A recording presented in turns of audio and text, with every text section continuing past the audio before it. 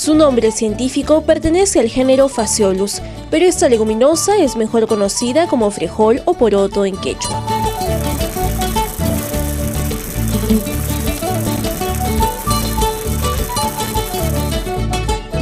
Domesticado por los antiguos residentes de América, desde el noroeste de México hasta el noroeste de Argentina, el frijol es sin duda uno de los grandes aportes del Nuevo Mundo, y el Perú ocupa un lugar privilegiado en la historia de esta menestra.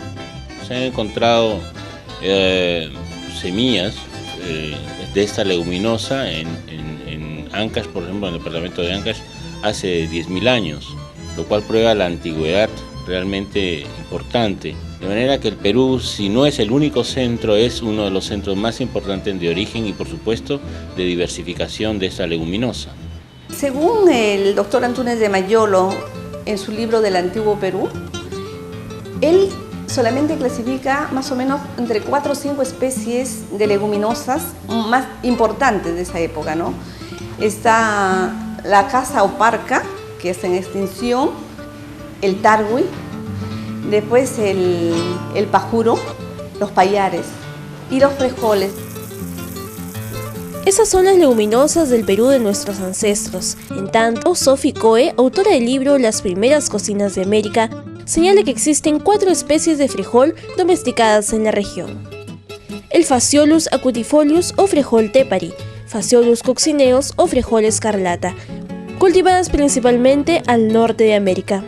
Luego, el Phaseolus vulgaris, cuya domesticación, en palabras de Coe, es la más descentralizada. Según la autora, las primeras fechas datan aproximadamente de más de 5.000 años antes de Cristo en México y Perú.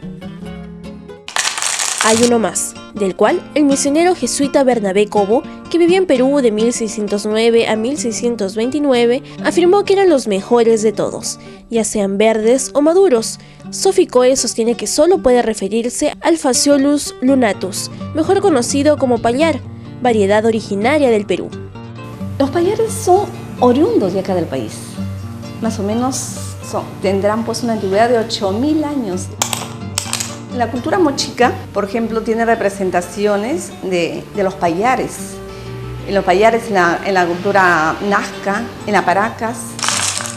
El historiador y escritor Larco Hoyle hizo algunos trabajos justamente sobre ceramios que mostraban frijoles e inclusive payares que tenían algún tipo, digamos, de incisión o de dibujos. Es una suposición la probabilidad de que pudiera haber sido utilizados estos frijoles y payares, digamos, en prácticas mágico-religiosas. Los payares más o menos existen 12 variedades en las zonas andinas. Los payares tienen proteínas, grasas y ricos, más que todo ricos en hidratos de carbono. Es un gran aporte de energía los payares. Probablemente las representaciones moche son las más características respecto al payar. Los humanizan, los hacen guerreros. Pero no es la única cultura que acoge al frijol en su arte. Este manto pertenece a la cultura Paracas. Ahí se ubica un personaje que sostiene ajíes y cuyo cuerpo, en forma de vaina, tiene frijoles. Pero este vegetal acompañó hasta la muerte a nuestros antepasados. Hay restos de payar en el Señor de Zipán y la Señora de Cabo. Asimismo, en las tumbas de Cuélap se han encontrado frijol y maíz quemado. Son manifestaciones, digamos, de alguna manera una ofrenda que se hace ya, y esa era una práctica común, ancestral y actual, dicho sea de paso. Esto demuestra la relación entre los pobladores y sus alimentos, conexión que sigue vigente, por ejemplo, en la danza del frijol, poroto payay.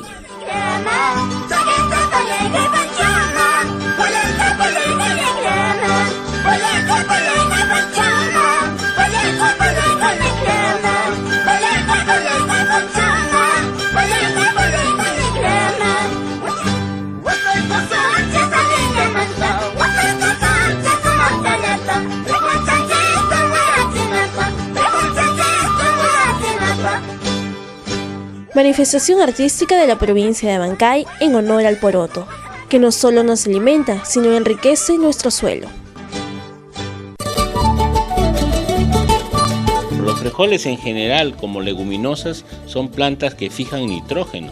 Y al fijar nitrógeno en suelos que no necesariamente son muy ricos, va a enriquecer el suelo para otros cultivos que necesitan de este elemento. Y es un complemento para para gramíneas, por ejemplo. Tengo entendido que hay por lo menos unas 700 a 800 variedades locales conocidas de frijol, Phaseolus vulgaris, es el nombre científico. Está el frijol canario, están los frijoles bayos, rojos, el frijol negro, en fin, una serie de frijoles conocidos, ¿no? Este vegetal de colores diversos tiene parientes en peligro, como es el caso del pajuro. Cada vaina de pajuro mide algunas veces el tamaño del brazo de una persona y la semilla a veces son el tamaño de una papa pequeña. Es arenoso, agradable al paladar y los aportes, como ya te decía, de nutrientes es maravilloso porque tiene de 9 aminoácidos esenciales que necesita el organismo, el pajuro tiene 8. En lugar de estar sembrando soya y soya transgénica, podemos aumentar el sembrado del tarbul. Imagínate un aceite riquísimo en omega 6. Además, el tarbul también sirve como abono de las demás plantas. Otros frijoles porotos que tenemos en extinción son la ñuña, ¿no? Que se utiliza tostado. La ñuña es un aporte calórico y más que todo un aporte de grasas también que tiene. Es bastante agradable, se debería dar a los niños como un maní, como para el refrigerio diario, ¿no? Recordemos que el cultivo del frijol requiere poca agua y su preservación implica futuras generaciones mejores alimentadas. Su valor nutricional es indiscutible. Te va a aportar proteínas porque tiene aminoácidos, especialmente las menestras, los frijoles o porotos peruanos. Tienen aminoácidos esenciales, tienen hidratos de carbono y tienen grasas que van a servir para la dieta diaria, para tener energía, ¿no? Los frijoles tienen una gran cantidad de proteína, dependiendo del tipo de frijol. Y tienen una característica, que compensan la falta de lisina de los cereales, en términos fáciles. Los cereales, básicamente arroz, maíz, muy nuestro, tienen una deficiencia en su proteína. Si compensamos esa falta con un alimento que va muy bien y se comparte muy bien, que es un arroz con frijoles, esos arroces o maíz con frijoles, con alguna leguminosa, pasa lo siguiente: cubrimos la falta de lisina y por otro lado complementamos la falta de metionina que tienen los frijoles con la metionina que tienen los cereales. En otras palabras, llenamos como un rompecabezas sencillito nomás, algo que nutricionalmente va a ser de óptima calidad. Entonces esa mezcla de cereales como el maíz con el frijol ancestral, ciertamente, es óptima desde el punto de vista nutricional. Y si la mezcla ancestral de maíz y frijol era nutricionalmente ideal, lo sigue siendo, pero se ha reemplazado al maíz por arroz, que nos recuerda al tacu-tacu. La palabra tacu-tacu me llevó a pensar en palabras quechua. Takuni. Takuni, desde los primeros libros sobre lenguaje quechua, González Holguín, fines del siglo XVI, indica que es revolver una cosa con otra. Ahora bien, ¿qué cosa es el tacu-tacu en realidad? Es un recalentado. Es lo que quedó del día anterior. Y ese recalentado ya se volvió una especialidad. Evidentemente hay mejoras. La mezcla original de frijoles con arroz puede ser cambiada sin ningún problema a payares con arroz, o a garbanzos con arroz, o a lo que usted quiera, acompañada de una rica salsa criolla.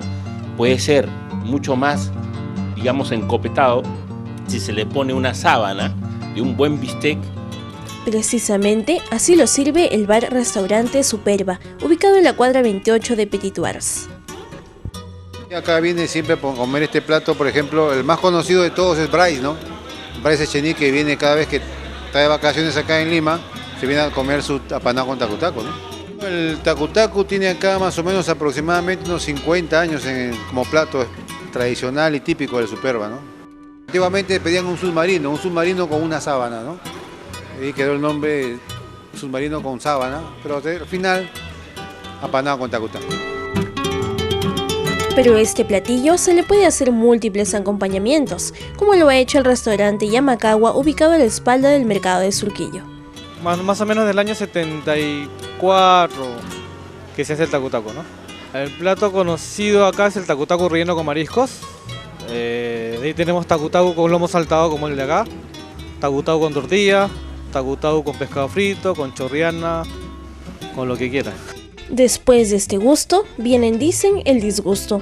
Nuestros entrevistados nos dan algunos consejos para evitar esas molestias. Para que no te dé un poquito de gases, tienes que hacer el frijol con un poco de apio. Echarles unas ramitas de apio y eso ya no da muchos gases, ¿no? Pero el frijol acompañado con su aceite de oliva y una copita de anís, olvídese, no pasa nada, ¿no? No hay ningún problema porque con eso es suficiente, creo, ¿no? Es un buen plato y sobre todo que el frijol tiene ayuda mucho a la nutrición, ¿no? Solo queda decir, disfrútelo.